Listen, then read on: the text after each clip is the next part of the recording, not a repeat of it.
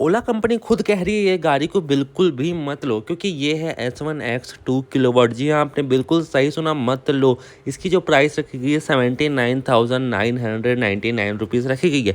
अब बहुत लोग ऐसे हैं जो एक्साइटमेंट पे इसको बुक करा लिए होंगे, बट इसके अंदर की बात उनको पता ही नहीं है। लोग को ऊपर ऊपर से पता है 2 किलोवाट बैटरी होने वाला है, 70 से 80 रेंज होने वाली है, प्राइस सबसे कम है। बाकी इको, नॉर्मल, स्पोर्ट सब मोड मिलेगा, फीचर सब कुछ सेम मिलेंगे, सब कुछ एयर और एक्स प्लस होने वाला। बट ये बिल्कुल भी झूठ है। दिखने में तो ये आपको नॉर्मल एक्स प्लस या ओला की S1X 3 किलोवाट 4 किलोवाट जैसी लग रही होगी, बट S1X 2 किलोवाट में बहुत कुछ डिफरेंट है। अब क्या डिफरेंट है वो हम डिटेल से इस वीडियो में जानेंगे, उसके बाद आप खुद फैसला करना कि ये गाड़ी आपको लेने लायक है या नहीं है। क्योंकि कंपनी जो चीज़ मेंशन की है उस पर वो अपनी खरे उतरेगी या नहीं उतरेगी, आप खुद जज कर सकते हो। तो प्लीज़ अगर आप ये गाड़ी लेने वाले हो या कन्फ्यूज़ हो 2 किलोवाट 3 किलोवाट, हालांकि प्राइस बहुत कम है 79,999, इंश्योरेंस होगा 7 से 8 हज़ार का। उसके बाद ये ऑन रोड आपको पड़ जाएगी 80,000 82,000 की, कुछ RTO रोड टैक्स मिला के थोड़े बहुत चार्जेस लेके। बाकी 8 ईयर की वारंटी आपको कंपनी की तरफ से फ्री मिलने वाली है, उसका आपको कोई भी पैसा देना नहीं पड़ेगा। चार्जर आपको इसमें 500 वाट का मिलेगा। अब इसके अलावा ये गाड़ी आपको क्यों लेनी चाहिए और क्यों नहीं लेनी चाहिए, दोनों के बारे में हम बात करते हैं। सबसे पहले तो अपर से बात करें कि इसमें वेट जो है वो रहने वाला है 101 kg, बाकी मॉडल में 108 kg रहने वाला है और उसके ऊपर फिर बढ़ते जाएगा। उसके बाद इसकी जो रेंज है, सबसे बड़ा ड्रॉबैक वही है, आप लोग को वही सुनना है कि रेंज कितनी। कंपनी इसकी IDC रेंज क्लेम कर रही है 95 किलोमीटर। कंपनी S1 एयर की रेंज कितनी क्लेम की IDC की 151 किलोमीटर, S1X 151 किलोमीटर, वहीं S1X 4 किलोवाट 191 किलोमीटर। वहीं कंपनी खुद अपने से लिखती है ट्रू रेंज जो इसका है कंपनी की तरफ से वो है ओनली 71 किलोमीटर। ये पूरा चीज़ वेबसाइट पे मेंशन, आप जाके देख भी सकते हो। तो ट्रू रेंज इसका है 71 किलोमीटर, बट S1X प्लस का कंपनी ट्रू रेंज क्या क्लेम करती है 110 किलोमीटर या 100 किलोमीटर के प्लस।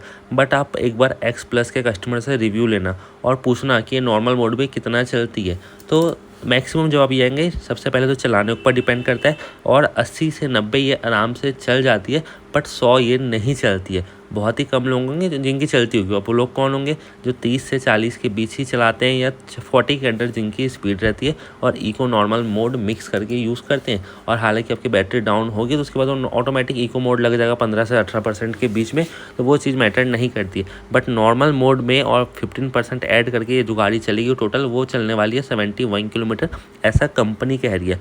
बट रियल में कितनी चलेगी 2 किलोवाट बैटरी, अगर आप इसको आराम से 30 से 40 की स्पीड में चलाएंगे तो ये चलेगी मात्र 60 किलोमीटर। और चार्ज होने में कितना टाइम लगेगा वो हम वीडियो के बीच में बात करेंगे, तो वीडियो को स्किप मत करना, एक लाइक ठोक दो अभी से और चैनल पे सब्सक्राइब कर दो अगर अभी तक नहीं किया तो कंपनी 71 क्लेम कर रही है, बट मेरे पर्सनल ओपिनियन से मैं 3 किलोवाट की ओला यूज़ कर रहा हूँ, तो उसकी जो रेंज निकल के आती है पूरे इको, नॉर्मल, स्पोर्ट, अगर तीनों को मिक्स करके यूज़ करूँ तो आराम से 65 से 70 किलोमीटर। अगर सिर्फ नॉर्मल मोड की बात करूँ तो 80 किलोमीटर अप्रॉक्स वो देती है, उससे ज़्यादा वो देती ही नहीं है। और कंपनी 128 किलोमीटर क्लेम करती है, बट कितने भी प्यार से चला लो वो नहीं देगी। और ऐसा नहीं रहता कि आप दिन भर गाड़ी अकेले चलाओ, अगर अकेले चला रहे हो और आप 30-40 कितना चला सकते हो तो लो। और अगर आपको लग रहा है कि हाँ मैं तो 30-40 के बीच चला लूँगा, अगर आपकी आदत नहीं है, आपके घर में कोई भी स्कूटी होगी उसको आप 30-40 के बीच 1-2 दिन चला कर प्रैक्टिस करना। अगर आप वैसे टाइप का ड्राइवर होगे तो आपको बिल्कुल फ़र्क नहीं पड़ेगा। बट अगर आप 40, 50, 60, 70 अपने हिसाब से चलते हो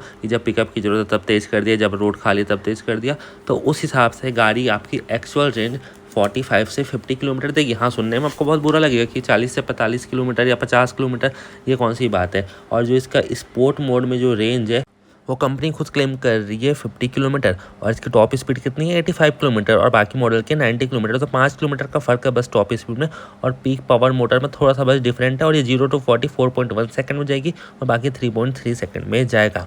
तो आप ये चीज़ बस समझिए, अगर आप अपनी गाड़ी नॉर्मल 30 से 40 में कॉन्स्टेंट ड्राइव करते हो तो ये गाड़ी आपके लिए बनी है, तब जाके ये 60+ रेंज देगी। और कंपनी जितना क्लेम करती है अगर कोई भी मोड में हो उससे तो ये 10 किलोमीटर कम ही देती है, ये चीज़ आप मान के चलिएगा। तो परफॉर्मेंस इसका 50 किलोमीटर तक की होने वाला है। तो एवरेज मानिए कि अगर आपका डेली यूज़ 30 से 40 किलोमीटर है तो ये गाड़ी आपके लिए बेस्ट है। उसके बाद भी आपको इसको दिन में 2 बार चार्ज करना ही पड़ेगा। और सपोज़ अगर आपको कहीं दूर जाना हो गया या रनिंग आपकी डेली ज़्यादा है तो ये गाड़ी आपके लिए बनी ही नहीं है, क्योंकि 50 किलोमीटर होता ही क्या है दिन भर में। मेरी गाड़ी खुद सुबह से लेकर आधे दोपहर तक का 70 किलोमीटर पार कर जाती है, फिर 3 से 6 चार्ज होती है, फिर रात में अलग चलती है, हर दिन 100 किलोमीटर पार होता है। बट यहाँ पे रेंज ही 50 किलोमीटर दे रहा है और आप इसको सिर्फ इको मोड नॉर्मल मोड में नहीं चला सकते।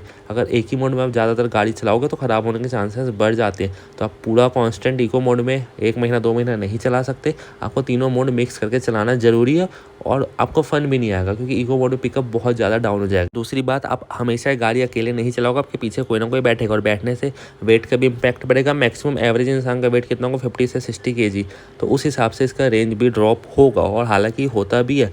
और ओला अपना रेंज कैसे ड्रॉप करती है, जितना आप तेज़ चलाओगे उतना इसका रेंज ड्रॉप होगा, जितना आप धीरे चलाओगे उतना इसका रेंज अच्छा चलेगा।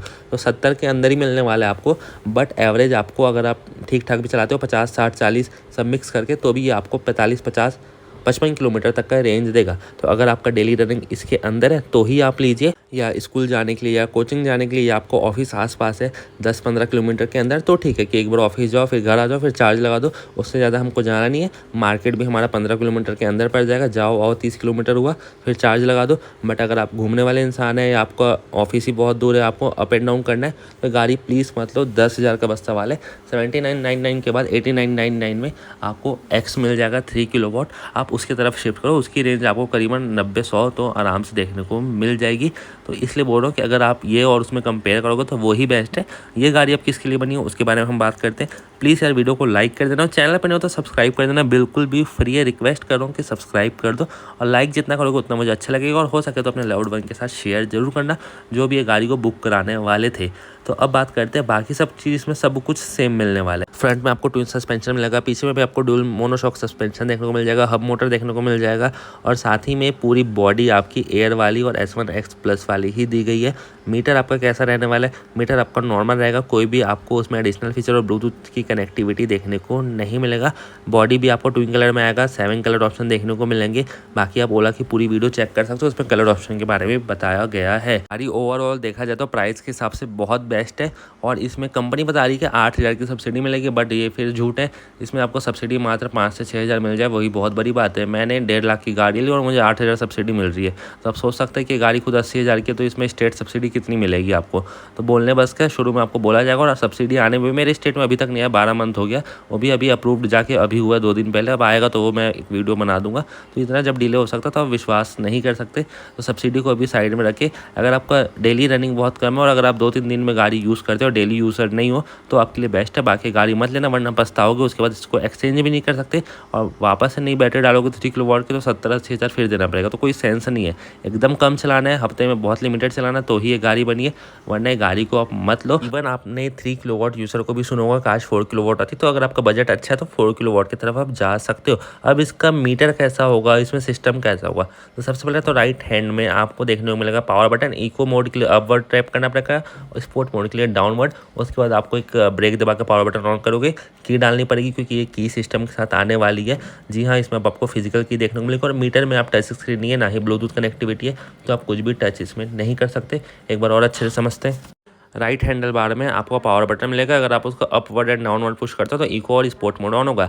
आर मतलब रिवर्स है, उसको टैप करोगे ब्रेक प्रेस करके तो आपकी गाड़ी रिवर्स होगी। मीटर आपको बेसिक से मिलेगा, ना ही टच होगा। इको नॉर्मल स्पोर्ट मोड बस आपको बता देगा, रेंज बता देगा, परसेंटेज बता देगा और मे बी टाइम भी बता दे। लेफ्ट हैंड साइड में देखो तो अपर डीपर का आपको स्विच मिलेगा, इंडिकेटर पोजीशन और हॉर्न मिलेगा और ना ही कोई पासिंग लाइट मिलेगा, वो ओला किसी मॉडल में नहीं मिलता है। और जो भी लोग पूछ रहे थे क्रूज कंट्रोल, तो भाई क्रूज कंट्रोल यहाँ S1 में नहीं मिल रहा, S1 2 किलोवाट में एक्स में कहाँ से मिलेगा, तो क्रूज कंट्रोल नहीं मिलने वाला। बाकी फ्रंट में डुअल सस्पेंशन, ब्रेक आपको सब कुछ, ड्रम ब्रेक CBS के साथ, CBS यानी कॉम्बी ब्रेकिंग सिस्टम, 90/90 सेक्शन के आपको टायर मिलेंगे।